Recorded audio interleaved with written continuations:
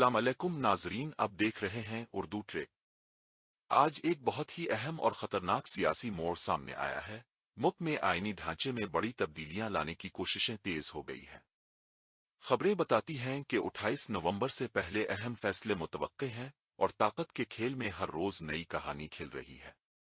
हालिया मुलाकातें और सियासी मशावरती अमल इस तरफ इशारा करते हैं कि आर्टिकल 243 समेत दीगर शिक्कों में तरमीम के जरिए मुसल्लह अफवाज की कमांड का दायरा बदलने की कोशिश की जा रही है। इन तब्दीलियों के मुताबिक फील्ड मार्शल आर्मी चीफ को गैर मामूली इख्तियारात देकर एक मरकजी ताकत कायम की जा सकती है।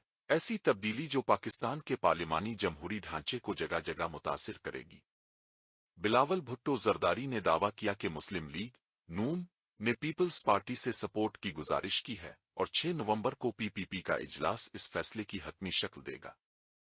अगर ये मंसूबा मंजूर हुआ तो सदर पार्लिमान और सुप्रीम कोर्ट के आईनी किरदार कमजोर पड़ सकते हैं। हता कि सुप्रीम कोर्ट को अलग आईनी अदालत से तब्दील करने की बात भी ज़ेरे गौर है, जिससे अदालती आज़ादी और चेक एंड बैलेंस को नुकसान पहुंचने का खदशा है। माहौल यह है कि जजिस के तबादले, आईनी इख्तियारात की मुंतकली और नेब इलिकट्स कमीशन जैसे इदारों की खुद मुख्तारी में तब्दीलियां की जाएं। ये सब ही पार्लिमानी निज़ाम को गहराई में मुतासिर करेंगे। माजी की मिसालें बताती हैं कि ऐसे इक़दामात के बड़े और देरपा नताइज होते हैं। नाजरीन, सवाल यह है, क्या आइन और जमहूरियत की बुनियादी अक़दार को बचाया जा सकेगा? ताकत के मरकूज होने से निज़ाम बदल कर रह जाएगा? आपकी राय हमारी आवाज़ है, कमेंट में ज़रूर बताएं। हम दुआगो हैं कि मुल्क में इस्तेहकाम हो और आईनी हुकूक की हिफाजत रहे। मज़ीद अपडेट्स के लिए को सब्सक्राइब करें।